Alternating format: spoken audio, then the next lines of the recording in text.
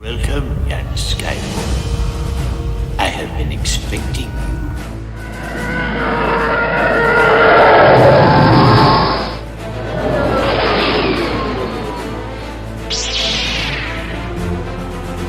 Got a really good feeling about this. Don't get technical with me. As Obi-Wan would say, Q. Now I'm lost. What are you going for? I just like. Hello and welcome to the Mostly Star Wars podcast. That is our new intro. I hope you guys loved it. Tyler put that together for us. It was really fun to kind of put that together. Such a blast. But anyways, so we're here talking about Andor. But before we get into that, as always, introduction to our trio of hosts. We have Tyler. Hello there. We have Quinton. Hello, everyone. And we have myself, Josiah. So, like I said, we are going to be discussing Andor. Last time we had the first 3 episodes that we covered, so that was a little bit of a long one. This is going to be a 1-episode show, so it's going to be a little bit shorter. So we are covering episode 4, Aldhani. So this was definitely an interesting one. Once again, like the leaks and different people had kind of discussed about the 3-episode arcs, looking like from this episode, it's going to be very similar to that. So I wouldn't be surprised at all if the first 2 episodes are going to be a little slower, and then maybe the 6th episode is where we're going to have the actual heist happen. But you never know; it could be the next episode. But yeah, jumping right into it, is there anything that jumped right out at you guys the beginning of the episode, or was there something that was kind of the cliffhanger on number 3? Yeah, kind of how you talked about it. It's kind of funny how they're doing this because we know that they're in arcs, and it's almost like that last little bit is like, you guys know what you're doing. You know what you're doing here, leaving us with that. Then they end with, here, study the whole plans, and I want you to know it all by morning. And then the episode ends, and it just cuts to black. It's like, Yeah. Seriously? Yeah. You guys know you're just doing it. And that's kind of how we talked about last week, of just kind of I'm almost wondering if you could get a secondary cut of these after it's over, because I get why you'd want to split it up into episodes for streaming, so you can, for Disney, so they can have it a longer season because they have the weekly release. But I'm almost wondering if you could separate these arcs into and re-edit them into straight movies. If you could get re-edit the whole seasons into 4 mini movies. Yeah, that way there's no having to watch the credits and rewatch the intro again. Yeah. Although I will say the intros are really cool because the intros are different every time. The music is set for that episode. It's not a overarching theme. It's actually really cool because you can go almost think about, okay, what's the tone of this episode going to be based on the beginning music? Well, yeah. See, I kind of feel like I'm okay with more of this slow buildup. I actually really enjoy it. Like this whole episode, it might have felt slow, but man, I was captivated the entire time. But I do kind of feel like we're gonna get the action in the next episode.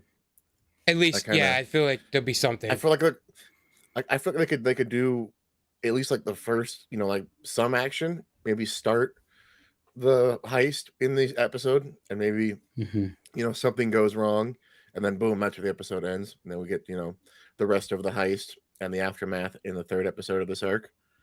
I want to make a prediction. I just gotta find his name. The nerdy guy on the team. Yeah. What was his name? I gotta find it. No, let's see. Right? You had it and then you lose it. Don't you just hate that? I'm gonna say it was something with an N. Andor. Newt. Newt? No. No, I don't. I'm just guessing. I can't remember. Oh, gotcha.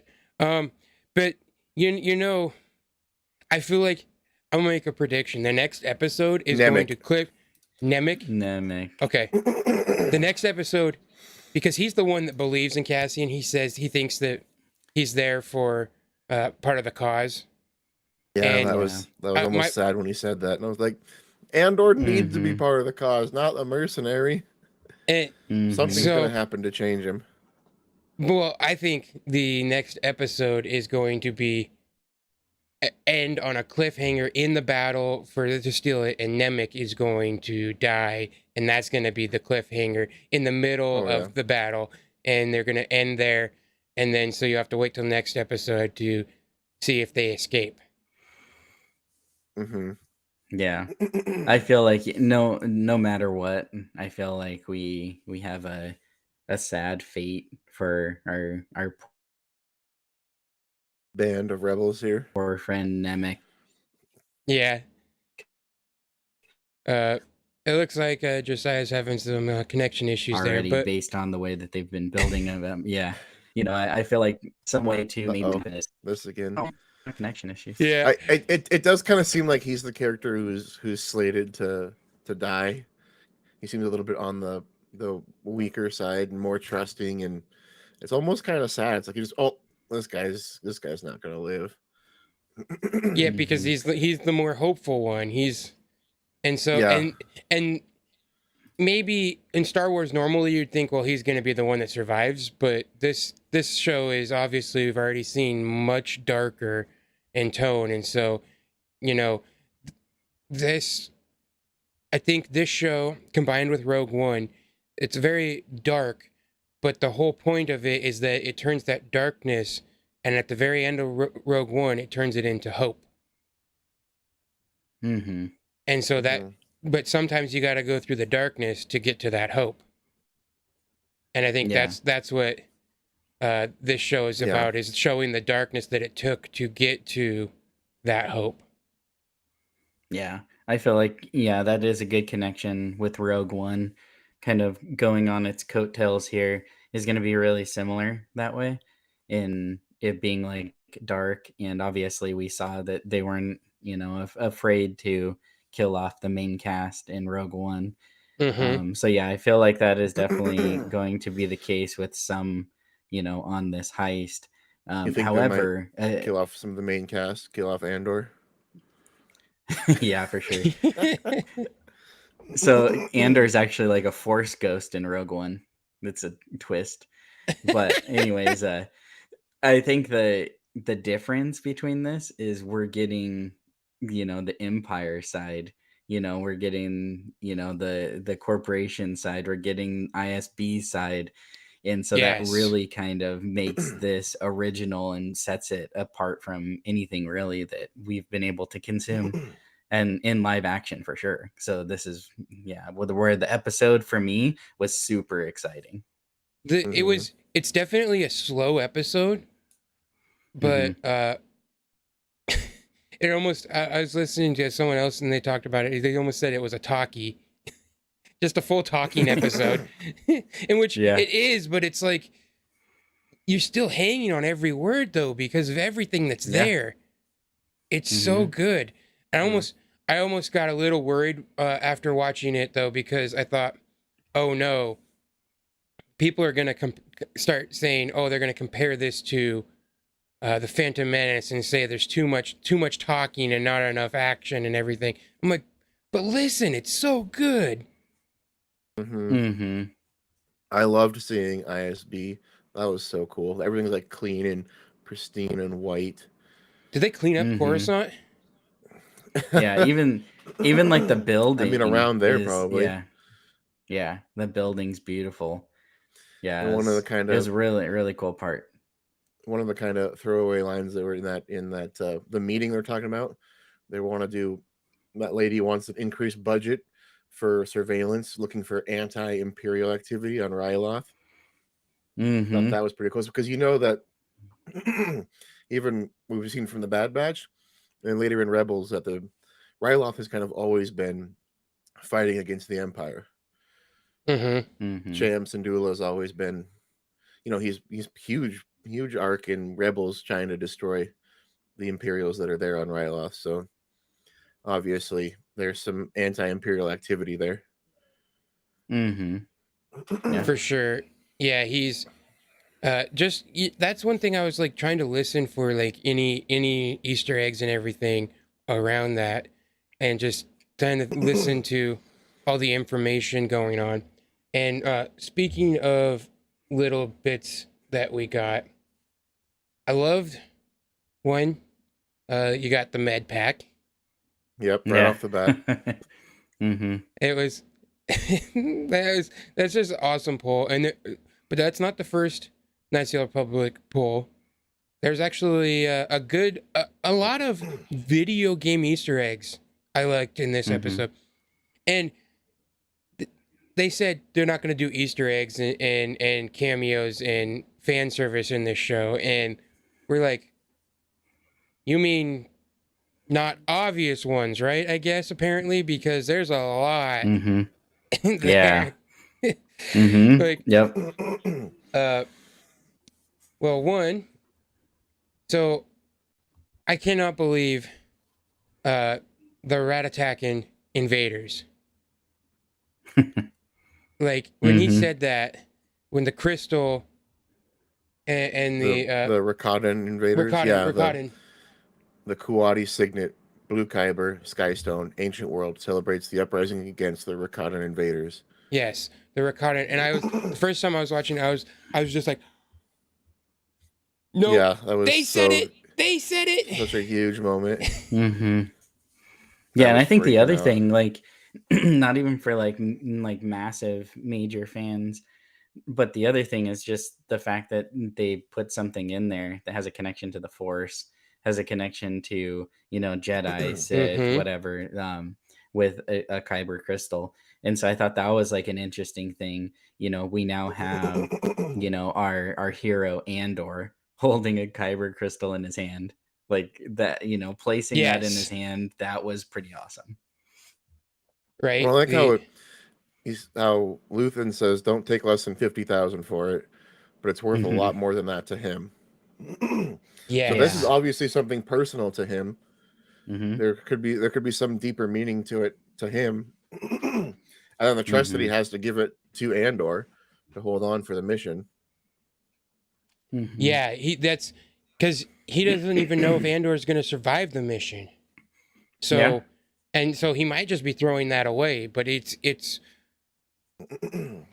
basically what is the cost of, how much are you willing to pay to sacrifice for the objective, for the cause?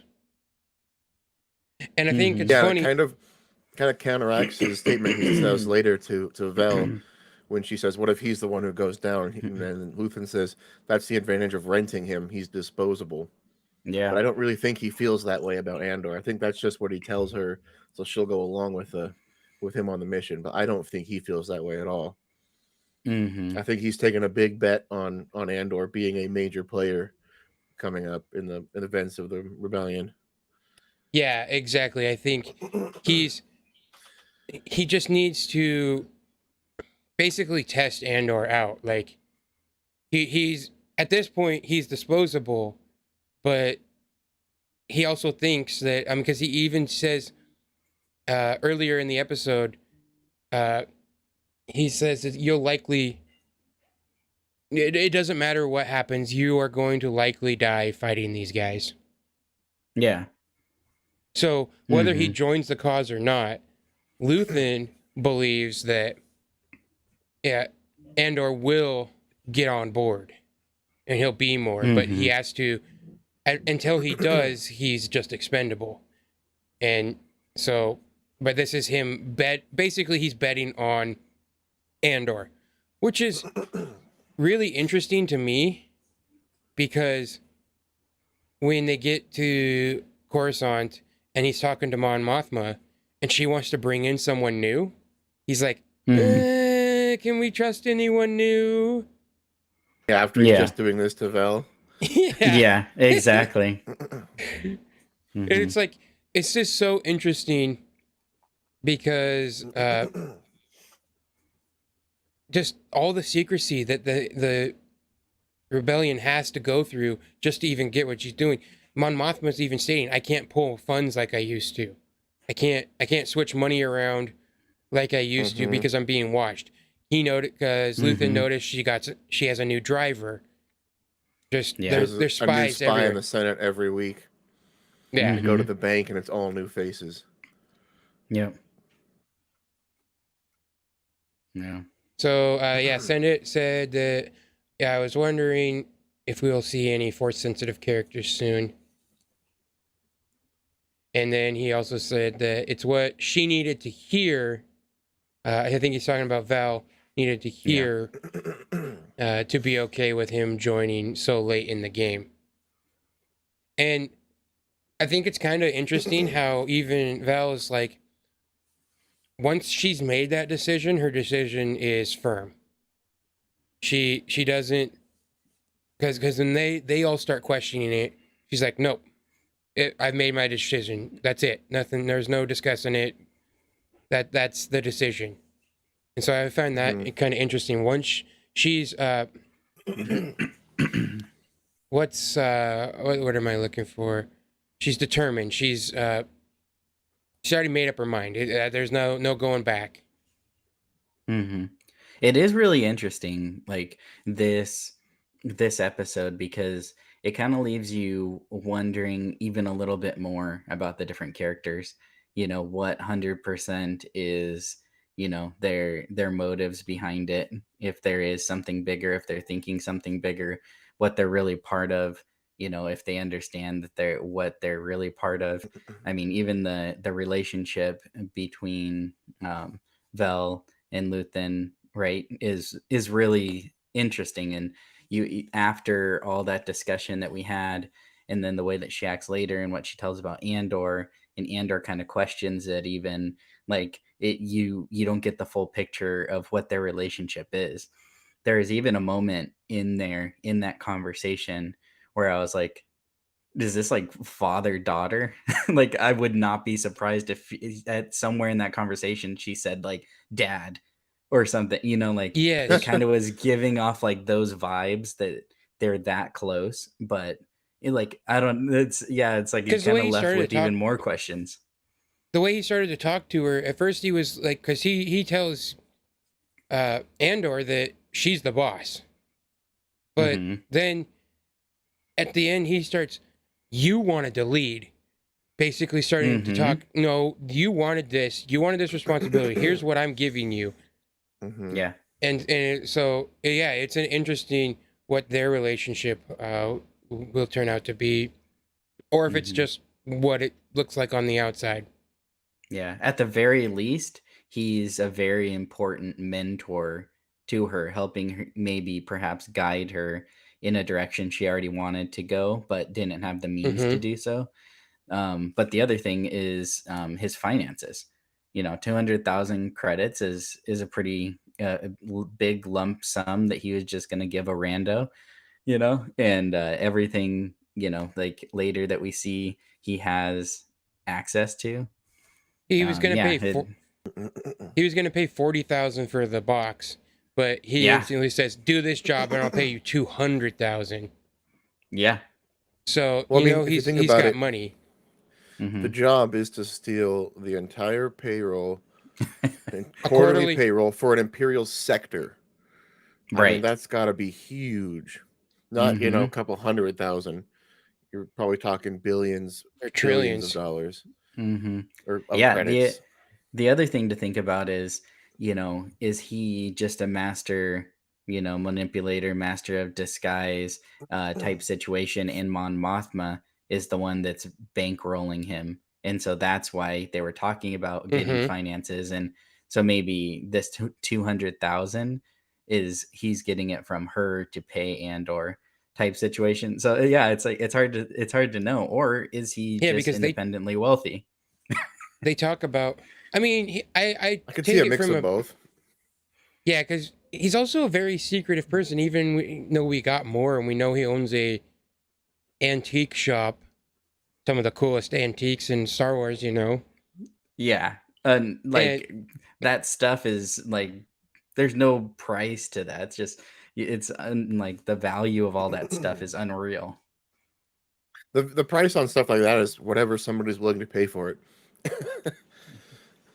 And so, Like, Yeah, oh, but you I don't, mean, you don't I want to pay mean, 100,000 credits for this sword? Somebody else will. So next. yeah, but I mean, the other thing is like a lot of that stuff the Empire doesn't even want around. So I mean, it's a lot of stuff that's like super rare, based on the time frame of this show. So that's another thing too. so yeah, he's got all this stuff. Which, when again we talked about video game Easter eggs, there's Starkiller's helmet. Like it's Starkiller's not even canon at this point, but his helmet is right there in the background. It's one of the most It's the a most Sith easiest to see. something helmet.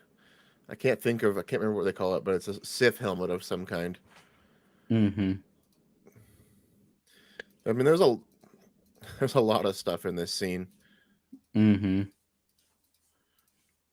So Like, yeah, even the one he points out, what is it, the Utapauan something. monk something, yeah. Oh, Yeah. yeah. So if everyone knows, that's from Utapau, where Obi-Wan killed Grievous. So and so it's one of their warriors, ancient warriors, which is a pretty cool pull.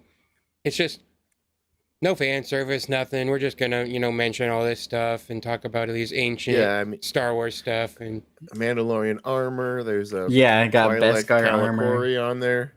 yes, yeah, he had the Kalakori. Mm-hmm. I was thinking Thrawn was admiring from Hera. taking someone's Kalakori though. That's wrong. Mm-hmm. That's the Maybe the family line had ended. Yeah, I guess. Maybe. Right? Yeah. Because that's supposed to be a family heirloom, basically a piece from every person in the family down through history. Yeah. Which is actually pretty cool. Yeah, I kind of felt like they went to the vault in Skywalker Ranch, but like, here's a prop, here's a prop, here's a prop. Yeah.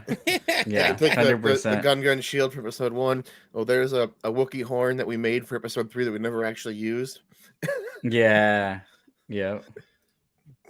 You think that would be pretty easy, but that would be great. Which is, one thing that they're doing too is they're doing episode guides on the StarWars.com, but they don't air until Tuesday, the day before the episode. Because another thing I thought extremely interesting, when we talked on Saturday, it was episodes 1 through 3. They didn't have names. I was like, I literally looked it up because I went to write notes for each episode, and there was no names of the episodes when they first aired. I pull up on Tuesday night to watch the episode 4, and then I was like, oh, hey, look they got titles on them all now. Mm-hmm.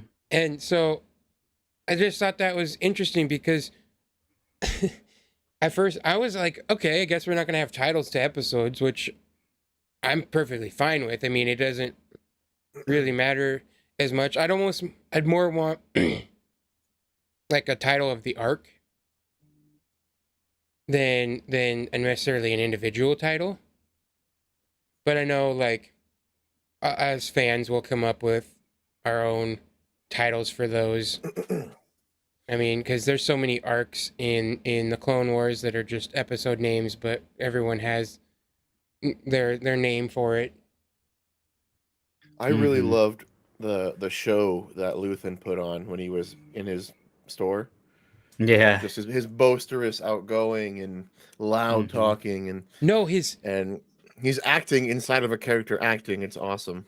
No, I thought it was awesome when before he even gets there, he's in his ship and he puts on his wig and he puts on his ring, and his wig, and he puts on his smile, does a little pose. It's almost like he's getting into the That character. character. Mhm. So, okay. Send it says, I got interrupted at work. This takes off topic and don't go backwards. Super impressed with how Lutheran is teaching these people to be leaders in the rebellion. Yeah. Basically, he's teaching them the hard lessons. The things you'll have to learn if you're going to want it. And it reminded me of that line from episode 3. And it like gives you chills when he says, "Don't you want to fight these bastards for real?" Yeah. I'm just like, oh, this stuff is getting real. Oh, this is going deep in it's into the rebellion, and just how it starts and how it turns into that, from that into hope. And it's interesting because basically the rebellion has to do things maybe that they wouldn't want to in the beginning. And because you always talk about it's not about winning, it's about how you win. And that's kind of what the rebellion in the original trilogy was displayed as, just purely good, could make no mistakes. They had the right to do everything they did because they were the good guys. Pure and simple. And this is kind of an interesting take because it's showing that maybe it's not, maybe that it's how it is now, but it didn't start like that. Especially when you get to like Rogue One and you have the separation between Saw Gerrera and the rebellion. And so it's just kind of interesting the way it takes that. And like Senda had said, the Luthen is teaching them, and his character is so cool. He's such an interesting character because I can't wait to get more of who he is. Because I'm almost certain that whether he makes it to season 2 or not, that he doesn't survive the show. Because it's almost like a Rogue One kind of thing. He's not in Rogue One. He's not in A New Hope or anything like that. So, and it would be interesting, especially if he does something like that in front of Cassian. He's where I see him is the mentor role, and the mentor role always dies in the first episode of the trilogy. He's the Obi-Wan to Cassian's Luke. Yes, or Qui-Gon to Obi-Wan. So Tim was the mentor. No, in the first arc, because he's the one who died. I don't bring up think Long Tim again. It's Tim. He's dead. He's dead and gone. It's Tim with 2 M's. Tim. Oh, man. But speaking about the rebels doing things that may be darker and whatnot, we can go back on the other side and look at Cyril Karn and what we're getting with his character. And this kind of reminds me of the line in the crawl of Revenge of the Sith. There are heroes on both sides. Because realistically, if you put in this show and placed Cyril Khan as the protagonist, everything he did would have been looked good upon. He would have been looked as the hero. He was the good guy. And so it's really interesting, and you know that they're going to continue to do stuff with him, because why would we have gotten that scene with him going home to his mom on Coruscant? Like, they get their berating, which their berating was hilarious and awesome, but I had nothing to do with this. Office. And then Linus Mosk's like, seriously? I love that whole scene. So I good. can just watch it over and over again. I know, it was perfect. But after that scene, if we're not going to get more from Cyril Karn, if he's not going to be more in this show, there would be no reason to show anything after that. Mm-hmm. There wouldn't be any reason to show him going home. I could almost see his character as starting to climb maybe he's back on Coruscant, right? That's where he went. Yeah. Mm-hmm. Mm-hmm. Could you see him possibly trying to join the ISB in some way? Yeah, Oh, I yeah. think so. And I feel like he's going to end up somehow crossing paths with Deidre, right? Because it kind Mhm. of seems like they're similar, paths, I guess you could say. It's easy to see them crossing for sure. I almost want to see definitely. him join the ISB and still be a playing character into the second season when he joins the rebellion from the ISB. Oh, you talking? Oh, this. How cool would that be? But You're like, I talking don't about want a it like Callus, Agent I don't want it to Callus. happen this season, right? Like I want him Yeah. to. I want him to spend this season building up as an ISB, thinking he's doing the right thing, working for the ISB. And then seeing it, Yeah. seeing firsthand. And then you what get it they're like maybe into. near the end of the second season. He helps score the big win for the team at the end of the big win at the end of the second season. By being an Dude, I inside just guy. got goosebumps by you saying that. That sounds so awesome. That would Yeah, be. that would be I think sweet. that would be great because just his character in the first couple episodes kind of like assertive but shy at the same time, like really undecisive. I feel Mhm. like I just want to see more of that character grow. Yeah, in both he knows. roles. I feel like you're right. He knows what's right, but he's like you said, kind of shy and a little afraid to get his hands dirty at first, and then he does because he has this righteous indignation to go after a murderer, Mhm. and Which gets more of his people killed. yeah, and then you can see it when the explosion happens, and he's just realizing everything, and he's basically in shock. Yeah. Or is it not basically? He is in shock because was it Linus Mosk? He grabs him. Let's go. And yeah, I can't wait to see what they have in store for this character because he's an interesting take. It's almost like I said because nothing he did was actually wrong. If you placed him as the protagonist, Mhm. he makes choices that a hero makes. He's Mhm. angry about someone being murdered. He's trying to do it the right way. And so it's a super interesting character, and it's just like I said, heroes on both sides, and it's almost brings you back to not everyone thinks that the Empire is bad. Who was Yeah. it? Was it Frick? Was his name Frick? Who was on the Obi-Wan. the speeder in Obi-Wan, who was helping them, and he said nothing wrong with a little order. Mhm. And so, No, not I thought that everyone. was an interesting take because it comes from an alien, and usually the Empire is rude and mean to aliens. Yeah. And which But you I can also see. liked the stormtroopers that were nice to him, right? So that's like his experience with the Empire. The stormtroopers are helpful and nice and respectful to him, whereas the Empire as a whole is obviously racist against aliens, but on the individual level, it's not necessarily as obvious.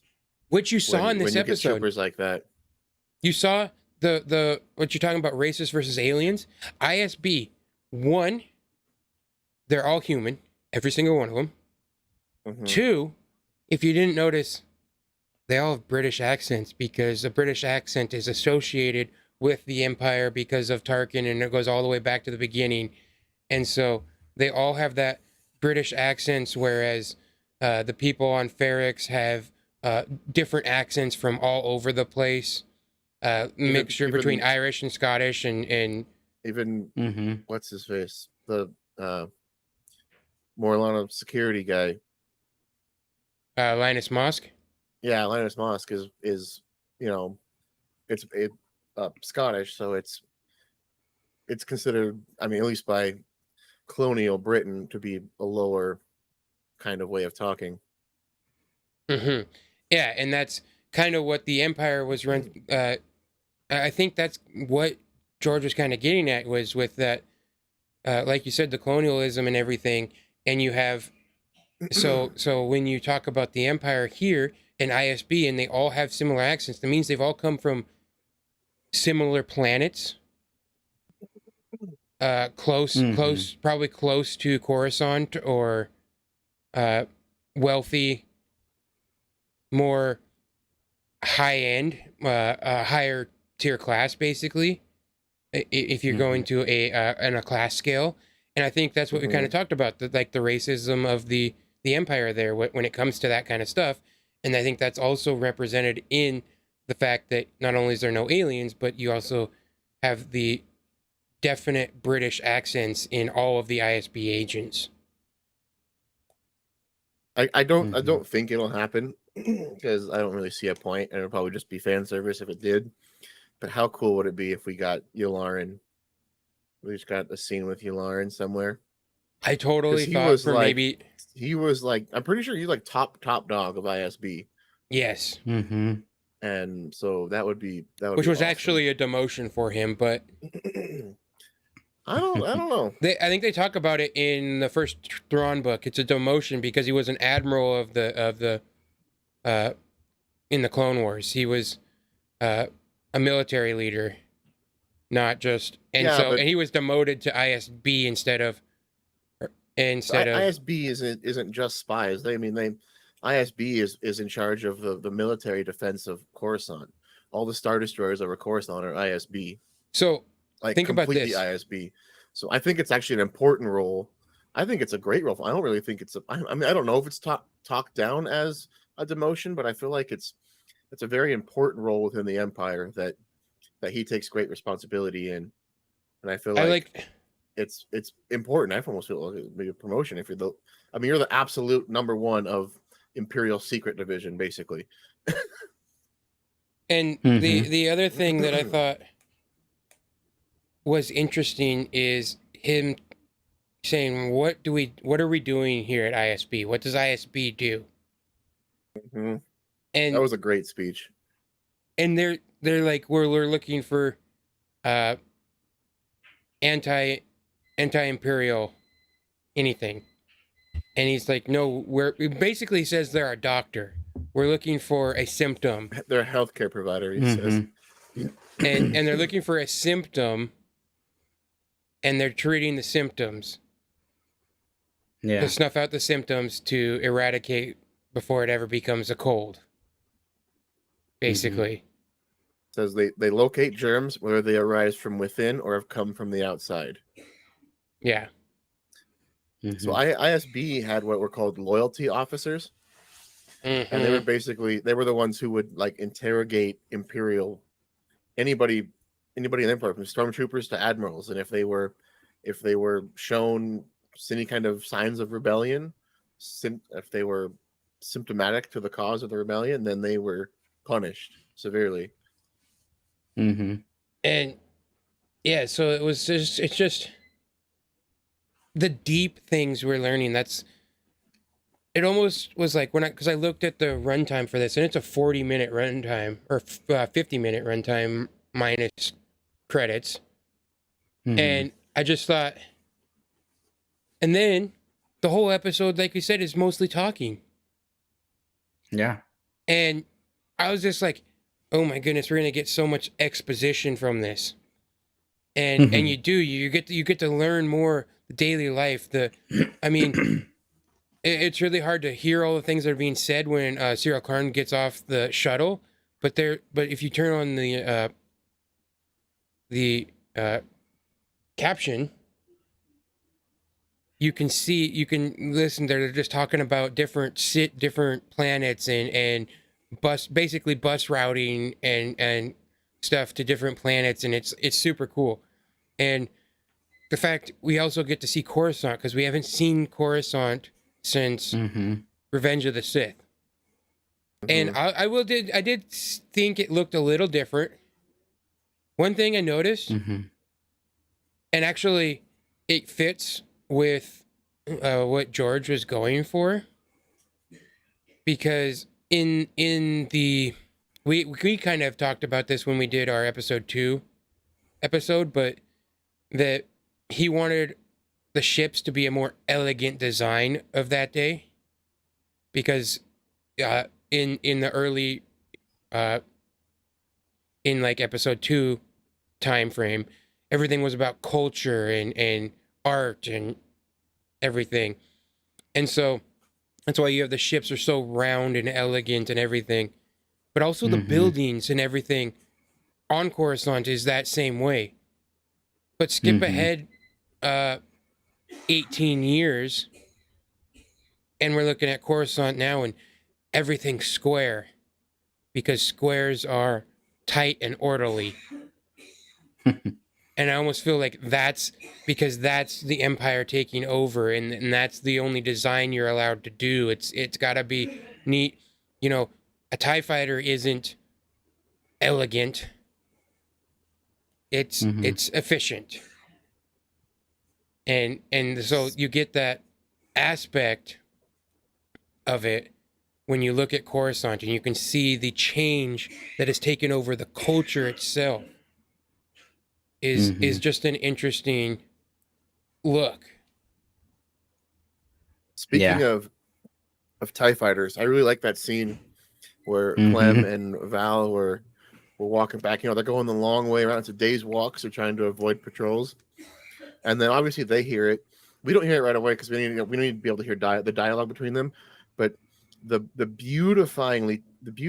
beautiful, terrifying screech of a TIE fighter. Could you imagine hearing that thing come up the canyon that you're walking? And, you know, they duck and cover, then they fly overhead. But man, those things sound the psychological sound of TIE fighters in the air, right? Like, it's so distinct, and you know they're looking for you. But I just imagine they were probably able to hear that thing coming. Like when you hear, I mean, if there was a fighter flying up, you know, like a jet fighter flying up that canyon, you'd hear it coming. And so that's why they were able to duck and cover it. But I just, man, it sounded so cool when it flew over their head. That screech. The sound design, because you even got it with the speeder bike when he pulls up on it. Oh, I recognized that sound as soon as I heard it. Yeah. And my first thought was, were they found? When I heard it, you know, why is there an Imperial speeder bike coming up? Right. And then he's a spy. He's a mole. Oh, I like that. Yeah, that was really cool. Another part that I liked is sorry. No, it'd just be interesting to see, because we talked about maybe one of them dying in the next episode. But is someone going to betray him? Did they trust the wrong Imperial agent? That would be awful. But it would show. I mean, that would be fantastic writing. I would be surprised if they went through something like that, but that would be crazy. Yeah, that'd also be really crazy if it wasn't discussed at like headquarters when we were there, and they're discussing little squabbles, when that would have been a huge thing if they had a mole within, you know, the people fighting against them. But no, what I was gonna say I thought was interesting was what did we say the kid that's probably gonna die's name is? Nemec? Yeah, Nemec. I think that's right. Nemec. So when we first come onto the camp there, Nemec is sleeping on watch. In that little conversation, that was really cool. And I love, you know, he mentions a few people, but one specifically is he said, you know, like if this was like Saw Gerrera, like you'd be dead. Like he wouldn't, he wouldn't allow that, you know? And so like you're already kind of seeing deviations, even though at this time nothing is like fully formed, you know, unified or anything like that. Obviously as a rebellion, these, you know, different, you know, sects and groups and, you know, whatever Luthen was saying, you know, you can call it whatever you want, you know, they all have different styles. And even from, you know, at this point, they know kind of Saw's style, I guess you could say. His MO. Yeah. Yeah, because, exactly. He comes up on him and he's sleeping, and you know that, everyone in the camp could be dead already. Yep. And because you failed to warn everyone. And he says, what does he say? Something, Saw Gerrera would put your head on a pike for that. Yeah. Like, yeah, well, we already know that Saw is a little extreme. Right. Mm-hmm. So I'll make one complaint. Oh, shoot. Yeah, well, I'm going to go there. What were they thinking with those guns? Those are guns, those aren't blasters. Like, they didn't, it's almost like they just took a gun and just said, here, have this. We don't even need to do anything special with it. I'm torn on that, because if you look at Han Solo's blaster, it's just a German pistol from World War II with a giant scope on it. It really is. That's all it is. Yeah, it's not as recognizable. They put the front, the problem is they use the front spoiler thing on it, or the silencer thing on it, and the problem is they used the most recognizable firearm in the world. Yes, in the AK platform. And I mean, for the most part, in the original trilogy, at least, almost every blaster was just based off a real gun. I mean, that's what you had to make props, right? Star Wars 5. That's the problem, is they used the most obvious platform, and they didn't do enough to make it look like a blaster. Some kind of shortcut magazine, maybe. Because you look at like Han's, it has the mag on it from the pistol. I just felt like there was something they could have done that made it a little bit better. Yeah, that's true. I'll be curious if I'll feel a little bit different when they start using them in the next episode. If it'll look a little different. I want, maybe they give an excuse for why it needs a magazine or something. Something practical like that. I mean, what is it? I'm pretty sure, I think maybe the Aftermath books, one of the team members is a bounty hunter, and they use a cycler rifle, which is a rifle that shoots a projectile, not a laser.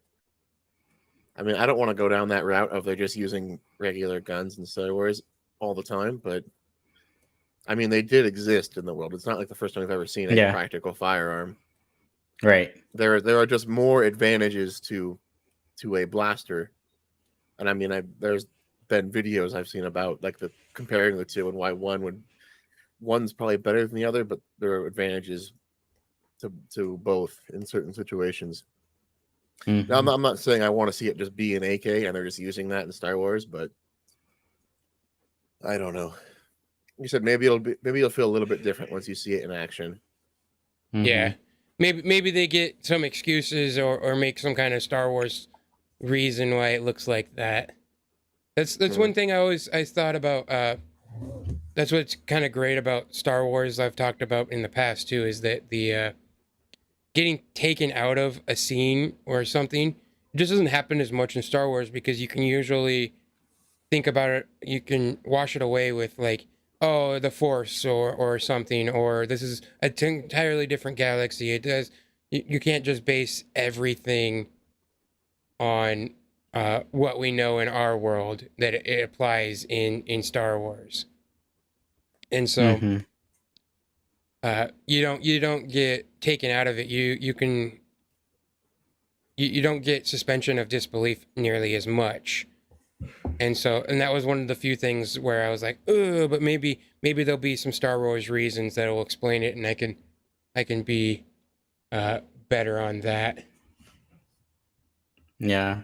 I think another like really cool thing is when we basically have the debate, or if you want to call it like the mediation that they have in the ISB over the box, when Dedra's trying to get it and stuff like that. I love that room.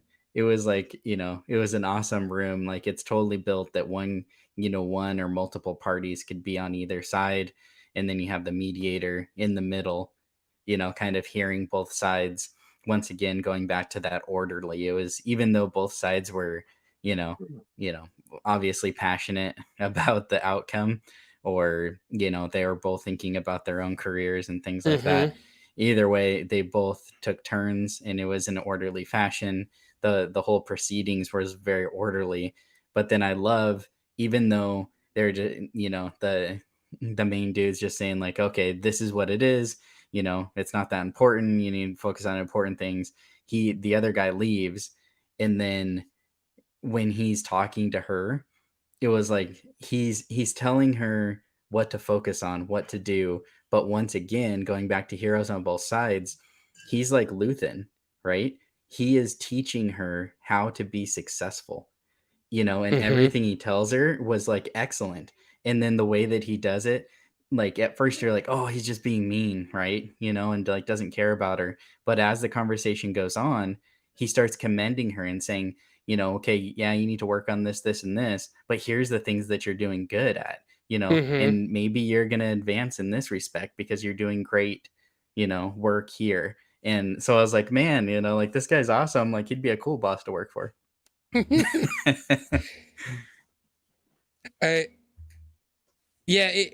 thought it was interesting when the one guy's just like, oh, she's just trying to elevate her position. And I'm like, this is the Empire.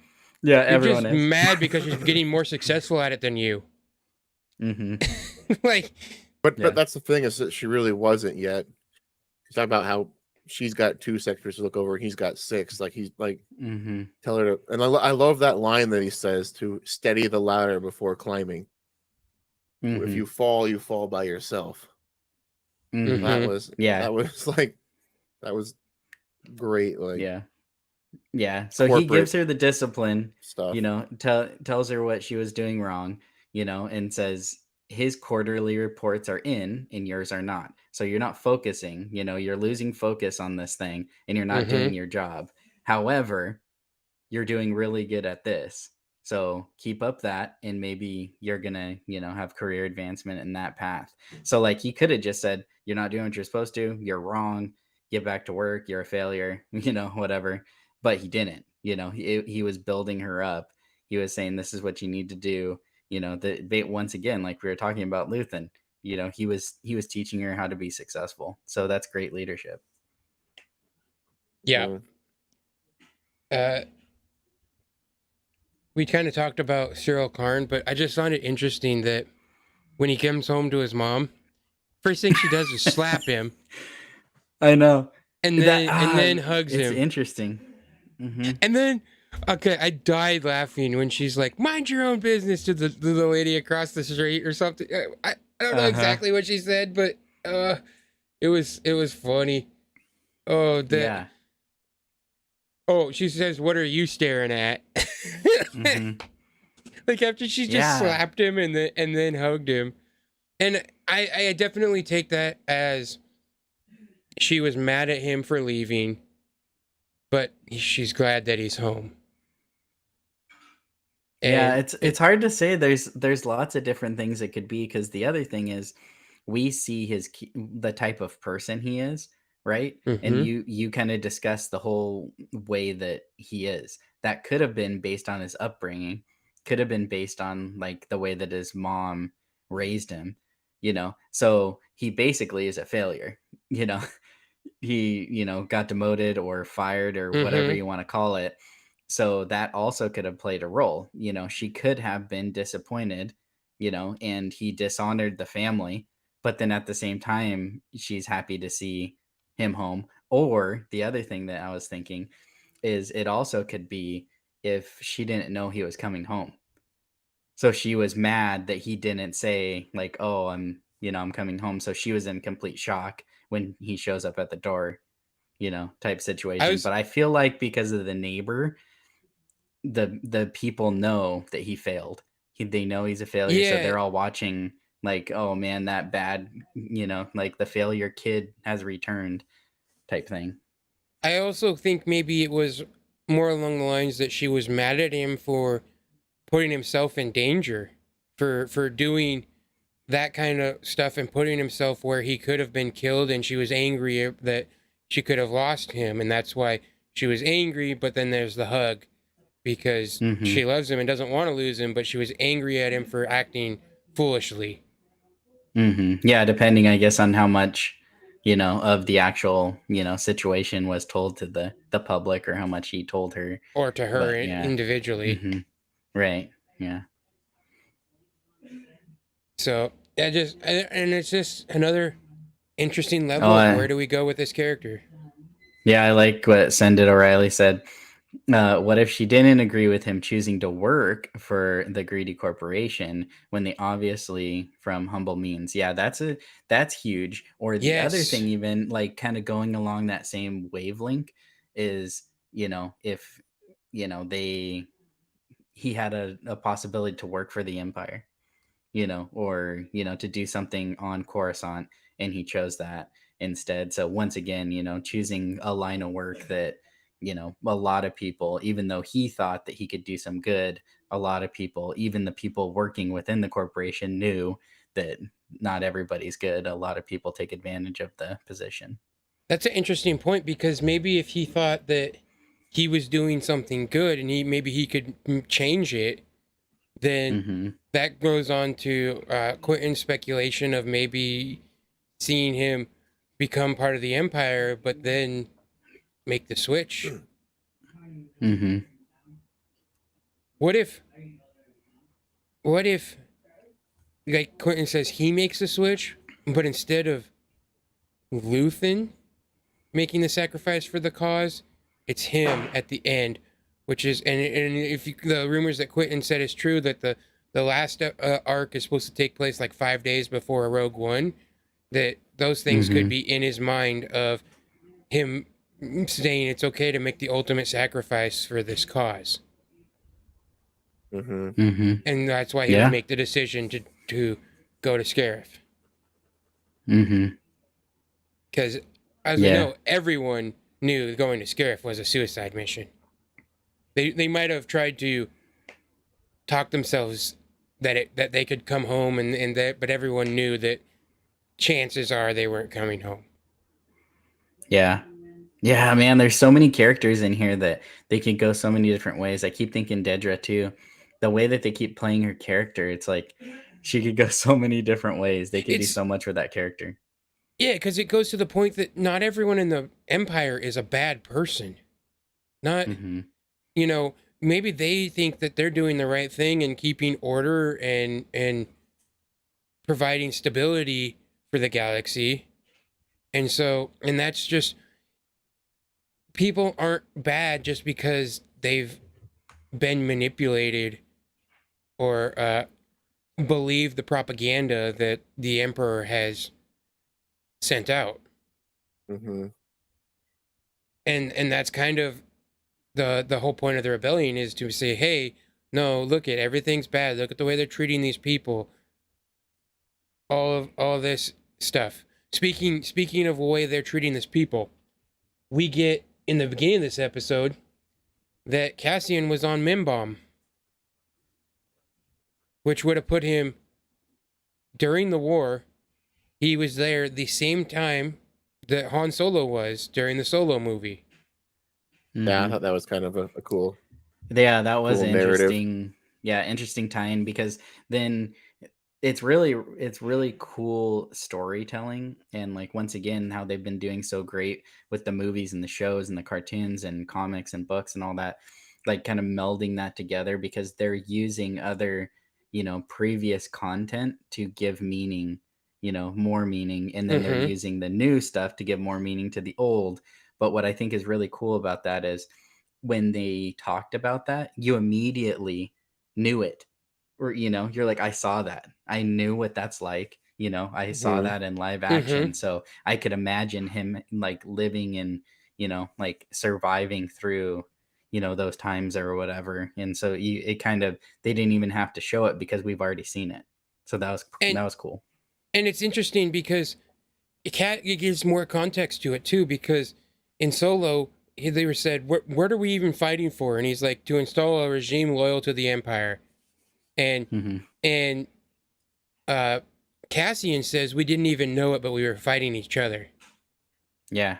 they had convinced him that they were basically just fighting each other, and that's how the Empire gets everyone fighting, and then they come in and clean it all up and bring that order.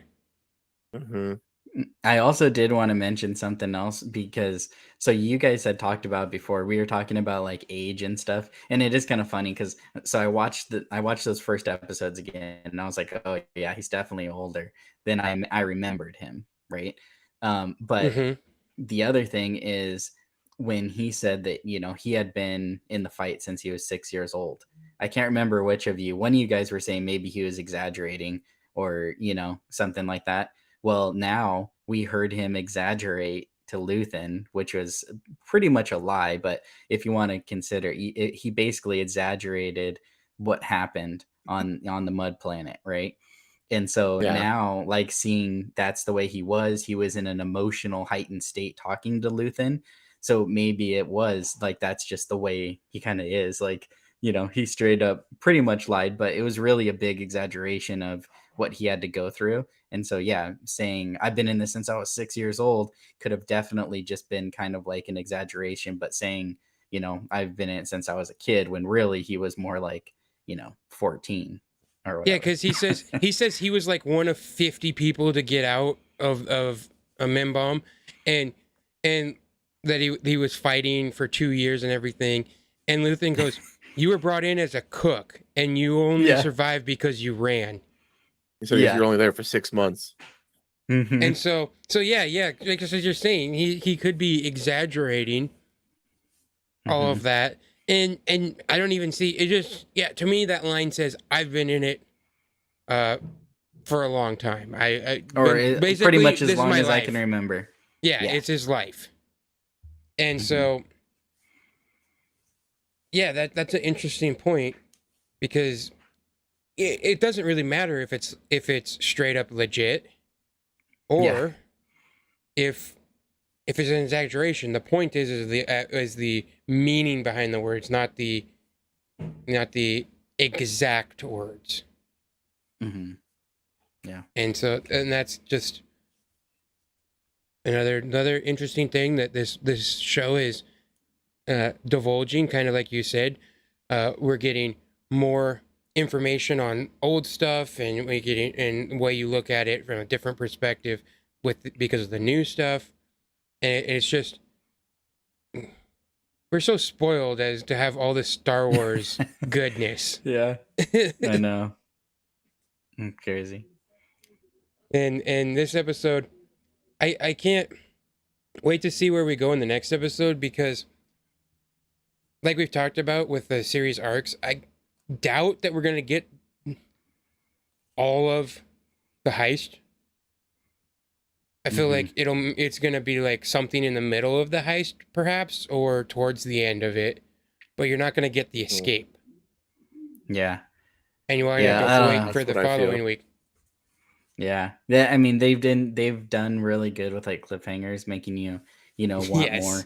And the other thing that I was gonna mention is like even slow episodes like this, like you're just like hooked the whole time. Especially we haven't even talked about it, but Mon Mothma, like when she goes home and she has she has that discussion with her husband and everything, and then like, oh man, she just like I'm getting goosebumps thinking about it. She killed that scene. Like she was so amazing in that scene. I felt her passion, everything was coming through. She was being 100%, like these people real hate me in that moment. Yeah, she's like, "Are you serious? Like you're gonna have them over to the house, And it's like they're like people are starving, And who would have guessed that? Like everything I'm fighting for, they're like against everything I'm trying to do for good, And he's like, "Oh well, they're fun." Who would have guessed that Mon Mothma's husband's a dirtbag? I know. Like he just wants to live the lavish life of a senator's husband and have parties and have fun.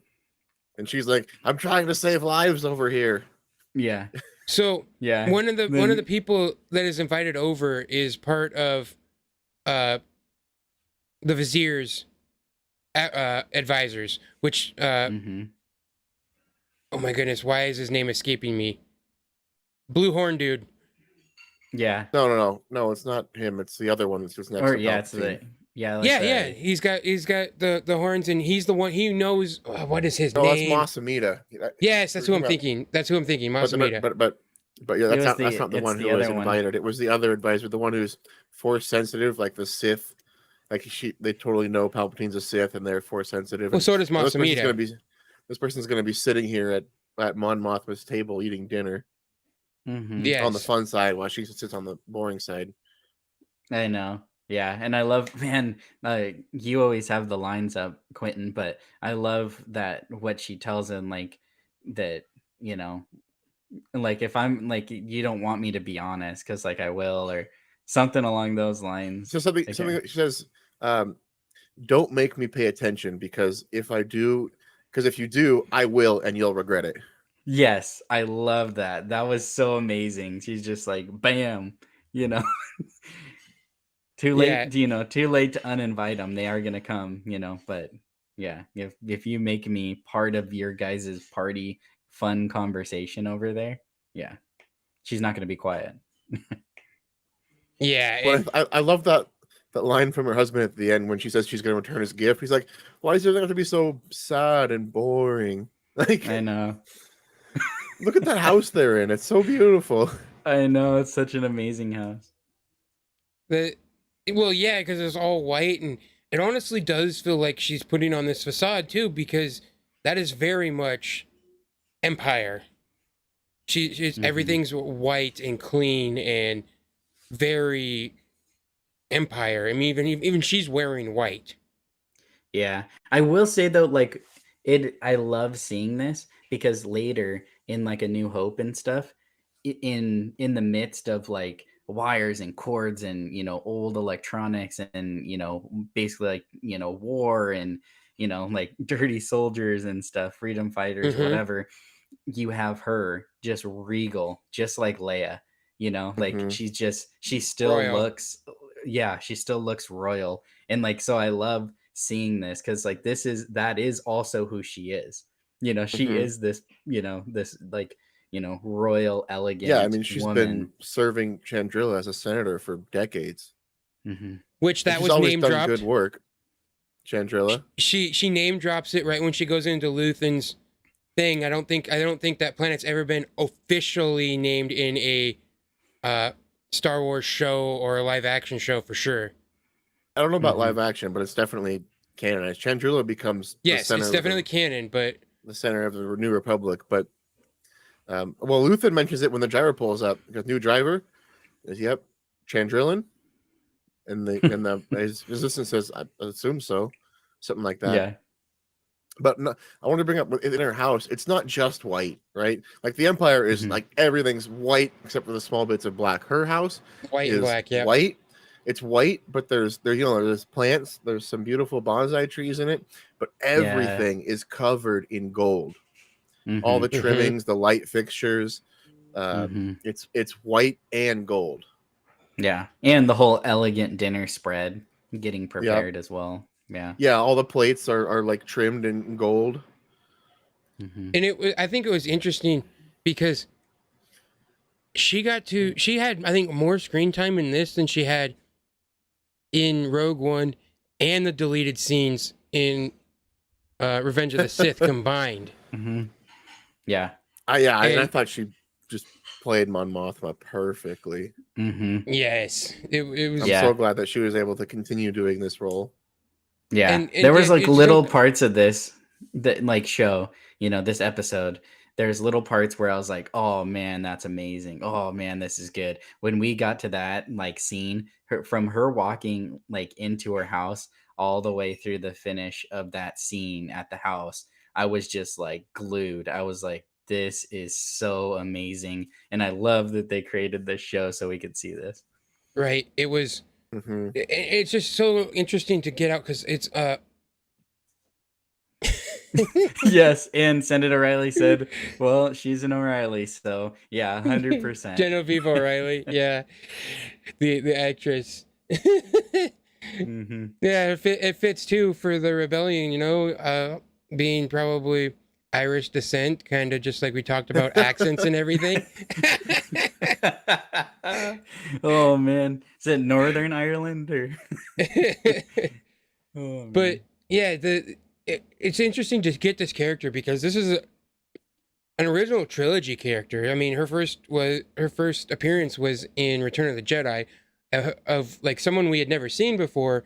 But they're like, no, this is the leader of the rebellion, like. Mhm. And she only has a couple lines about Bothan's dying, and that's like all we see. Mhm. But to really get to see her part, which her part is also really interesting because you could see, okay, the ground fight and the dirtiness and everything that the rebels have to do, but she's also, her part is like a political thriller because she's got to Mhm. navigate the Senate and everything, and she's trying to pull the strings there.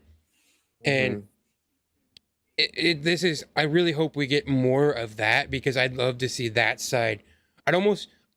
They throw her in this show, and I feel like we could have just gave her a show. You gave her and Yeah. Bale a show of like the Oh. political side, and put them Mhm. together, and that would just be amazing. Mhm. Part of me wants to Yeah, it's say basically- wait 10 years so that the actress who played Leia can they can have her and Bale and teaching Leia the ropes of the rebellion within the Senate.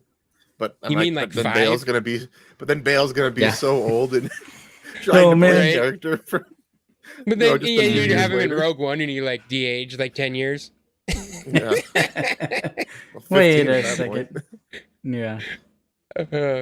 But yeah, I really hope we get to see that side, and I think we're gonna get somewhat of it because I think Luthen is part of that as well. He's part of the echelon, at least in service. He's basically like a caterer of fancy antiquities for these types of people, Yeah. and so he's part of their circle to an extent. It seems like, and Mhm. so I'm excited to kind of get to see more of that and more of the political intrigue and because Mon Mothma is even saying like I can't pull money like I used to. I can't. Everyone's watching me. Everything I do, I'm under surveillance, and it's just such an interesting pull on. You think that it's hard to be a rebel on the outside fighting on the ground, where when every single person that you talk to is your enemy for her Mhm. husband, basically, Yeah. Mhm. and the work she's doing, and it's just amazing, and I can't wait to see them flesh out this character. Yeah, and like hopefully we get some like closed doors meetings. Like I would love to see that, like some of these like secret meetings where they're like discussing like what next steps are and things like Yes. that. So, Yeah, I mean, I don't know if we're getting it, but I really, if we're gonna get that, I want Bail Organa to be there. he has to be.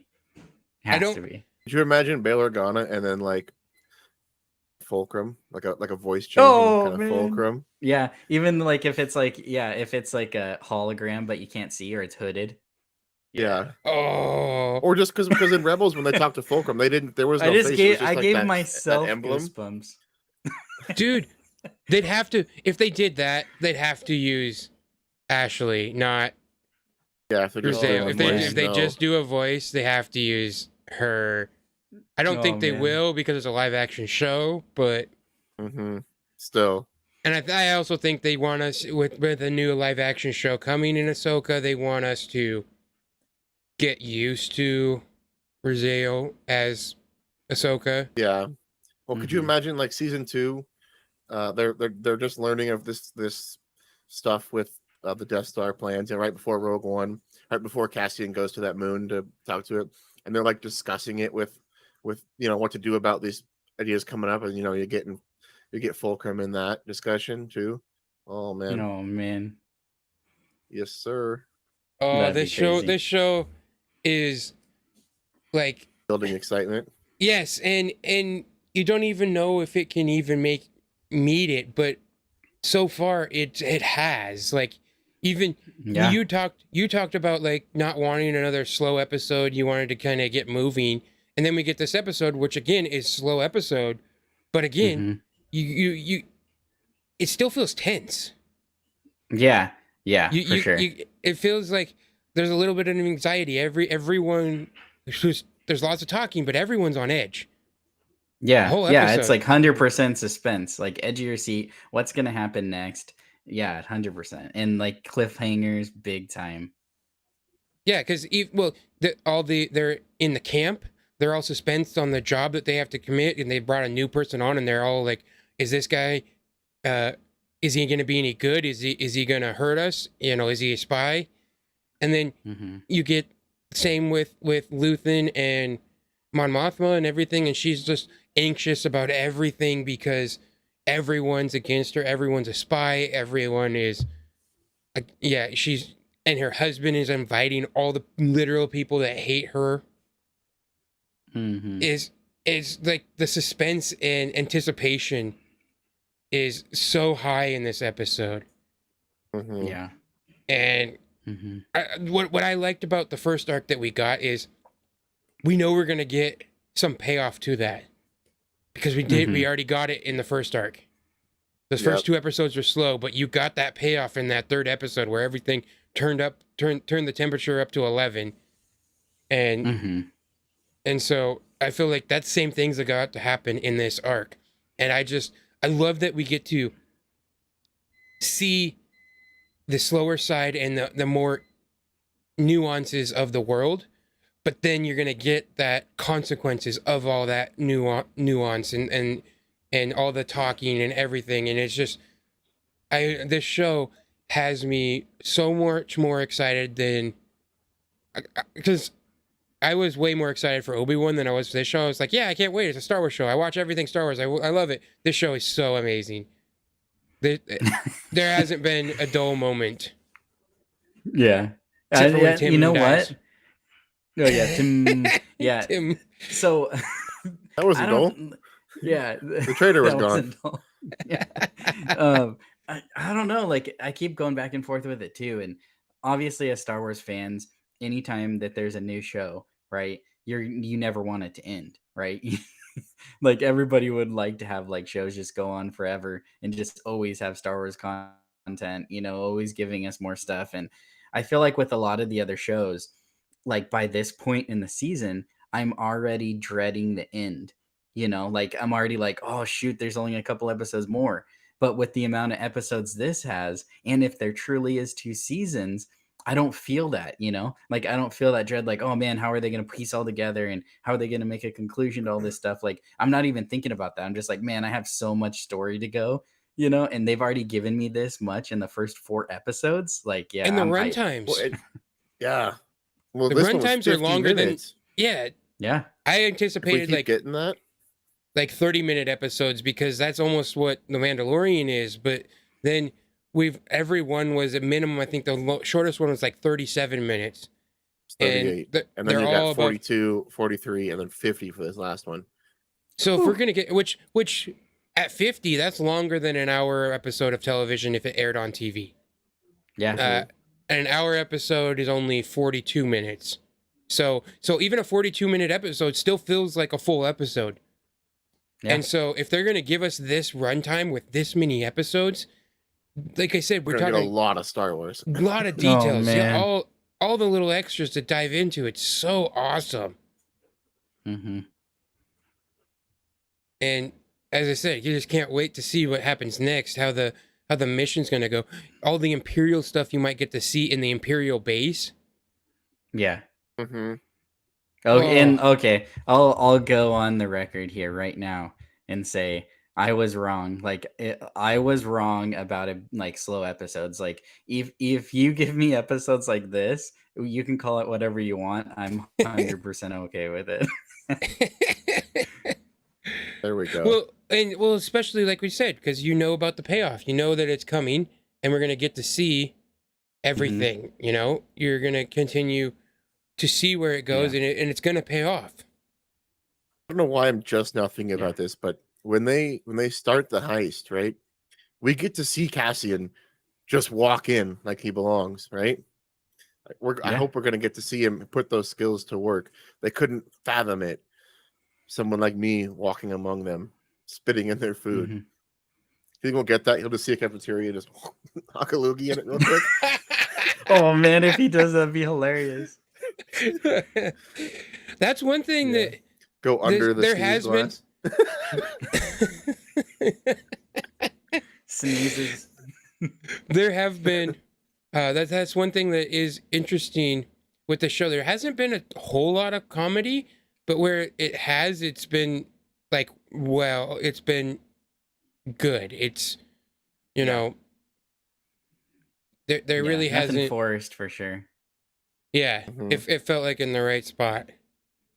Mm-hmm. But I think that's more just too much comedy in this show would kind of hurt its darker tones. Right.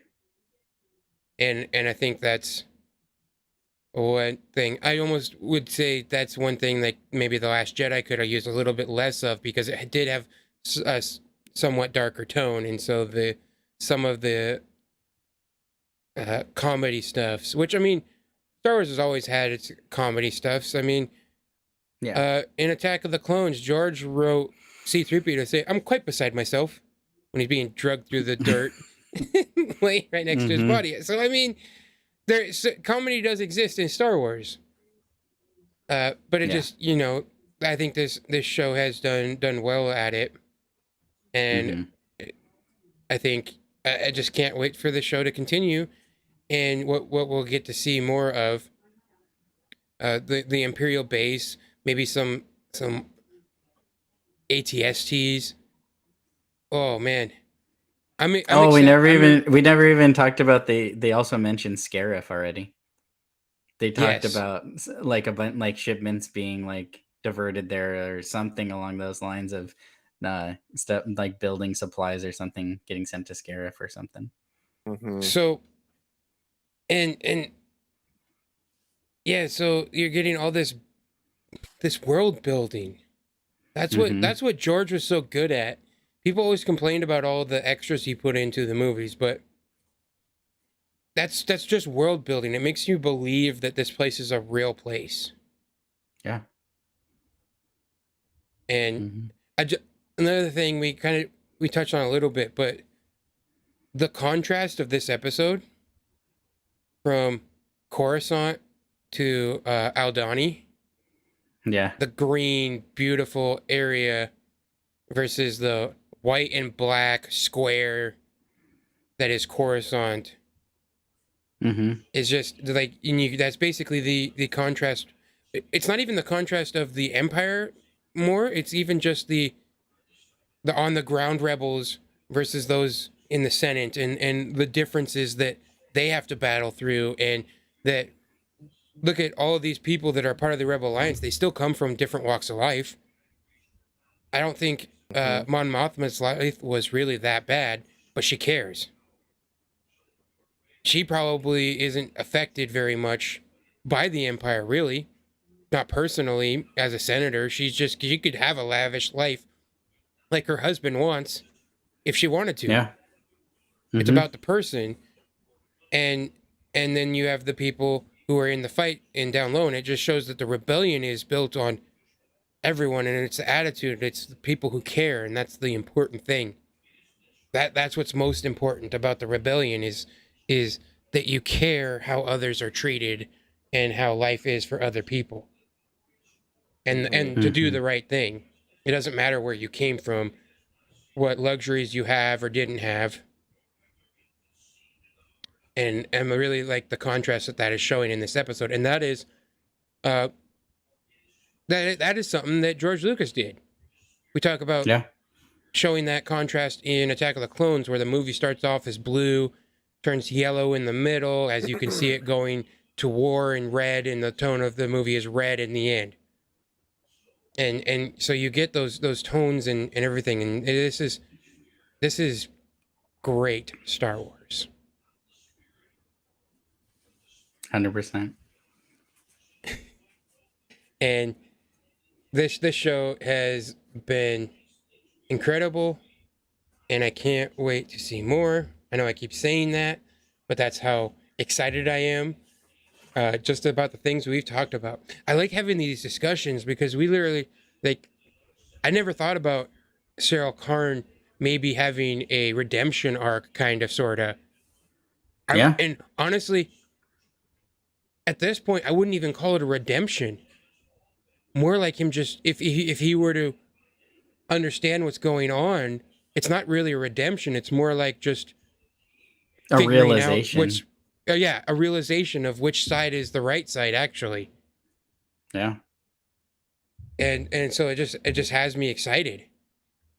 And because we have these discussions, you guys bring out thoughts I've never thought of, and yeah, it's interesting where we can go with this show. Mm-hmm. Yeah. Well, I'm excited for the next episode. Oh yeah, for sure.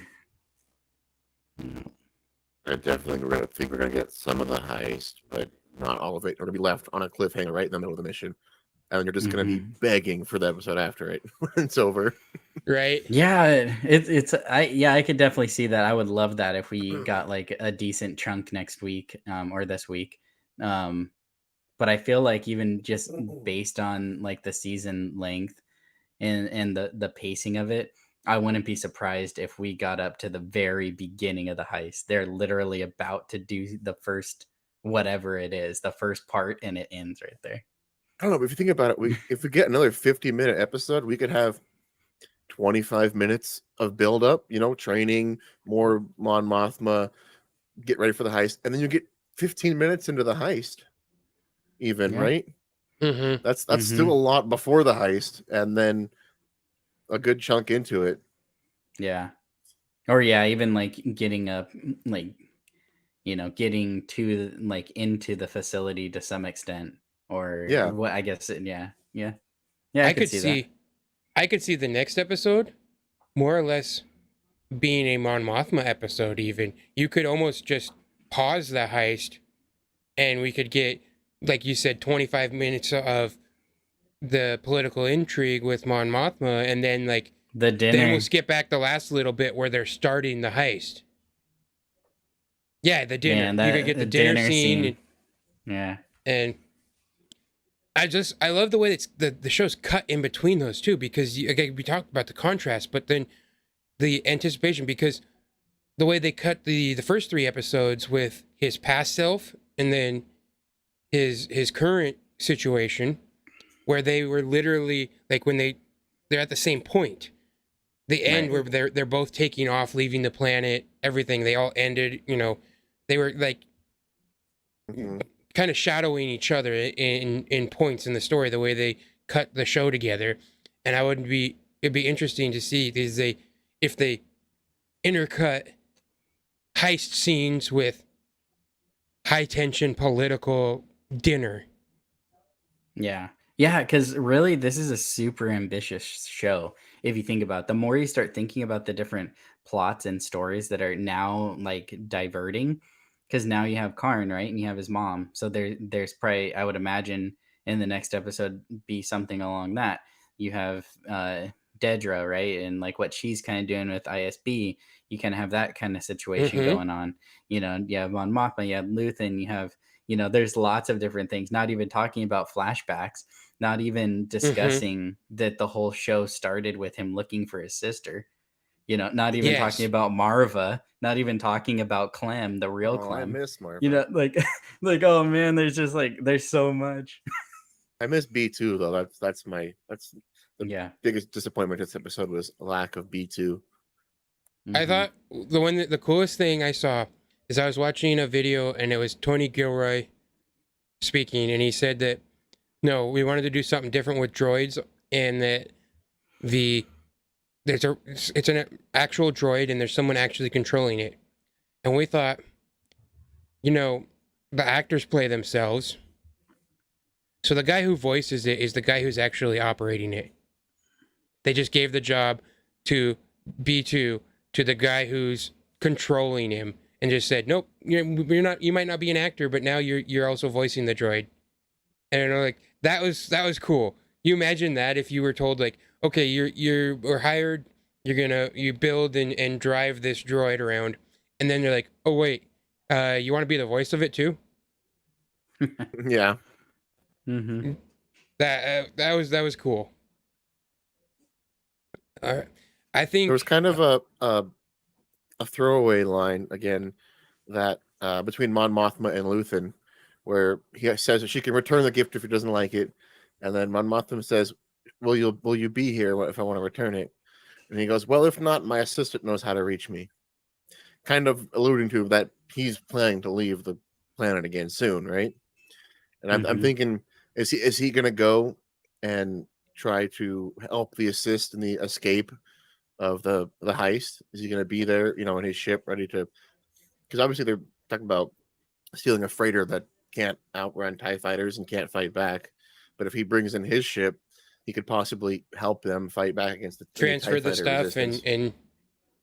or just transfer and ditch the ship and be the escape ship. Yeah. There's so many passes it can go. And it's almost like we're kind of running into the danger of too much speculation that we are building it up in our mind. And so we might, the trouble of being a Star Wars fan is building up too much, and it doesn't happen the way you think it should happen in your mind. And that's why we just need to engage with what we see on the screen, because we could build up, and then if it just doesn't happen the way we want it to, then maybe we'll be disappointed, even though maybe the show's good. And so we always run that danger of speculating too much. We need to speculate responsibly. Yeah, for sure. I think, for instance, in The Mandalorian, there's a lot of speculation lived up to the hype. Let's even say Obi-Wan, for the most part. A lot of people speculated about a lot of things that you might see, and I think everybody was very pleased with what you ended up seeing. With Obi-Wan, Vader, things like that. But another one is Boba Fett. I think with that show, I think people speculated a little too much on what they believed was going to happen based on what we knew from the character prior, and they went a completely different way. And so I think if people were able to, instead of speculating and saying, this is what I know Boba Fett is, they could have just went with the show, I feel like they would have enjoyed it a lot more. But you continually, each episode, been like, oh, he's probably going to do this, or he's going to turn, or he's going to change, he's going to be his old self at some point. And then you never really see that. So then there's a lot of people that basically overhyped themselves and what they were expecting out of him. Yeah, and that's just the challenge, and that's why people get mad at the sequels and stuff. It's mostly just because for like Josiah, for instance, Han Solo didn't turn out to be the guy he thought he was in his head. In the Force Awakens. or him or George. Let's not go down this path right now. Yeah. Yeah. But that's the point, though. If we get too hyped about what we think might happen, instead of just enjoying the show, we could end up disappointed that our imagination didn't happen on screen. Right. And I think that's a kind of a good stopping point there, guys. This show, we turned a 50-minute episode into an hour and a half of talking about it. So I think that's a pretty good. That's pretty typical for us. There's just so much detail can be in such short a time of an episode, and how much fun you can get out of it and enjoy it. And like we've all said many times, that this show has been far and above what I expected it. Far better than I expected it to be. And I'm just hooked on every episode. But thank you all who joined us for Send It There, and everyone who's in the chat and everyone who's watching or listening to on podcast later. Thank you guys so much for the support. It really helps us to continue to do this, and we look forward to doing this every week. Just talk about Star Wars. We do it on a regular basis anyway, so we thought, why not put our cameras on? And this is just it's been so much fun, and I thank you all for your support. And thank you to our Patreon member, Bruce, aka Togo Bap. We appreciate the support. Yes, thank you very much. If you guys want to give any of us a follow, our Twitter handles are on the screen, or you can also find them in the links in the description as well. We all have separate YouTube channels where we do our own things, and Twitch and streaming, play some games, do that as well. Also, if you want to join our Discord, we do have good discussions on there. We've got a lively group. Check that out if you want to continue talking about Star Wars. Also, And- if you love gaming and if you love things that are free, I think Josiah's got a new announcement from earlier today. You want to go ahead and share that with us? Yeah, so it's, well, I'll kind of start with saying, so today I was a little off my game. Usually I try to announce that we're going live prior, at least, 15 minutes before, to the different Discord communities I'm part of, and my Twitter. Kind of had like a super crazy morning. So sorry for all the people I didn't give the notification that we are live to. And also next week, I'm going to be traveling back home to Wyoming from Hawaii. So I haven't even talked to the guys yet, but I'm going to have to figure out exactly how that's going to be. It's a red eye on Friday night. So we'll have to see how that ends up playing out for our Saturday podcast.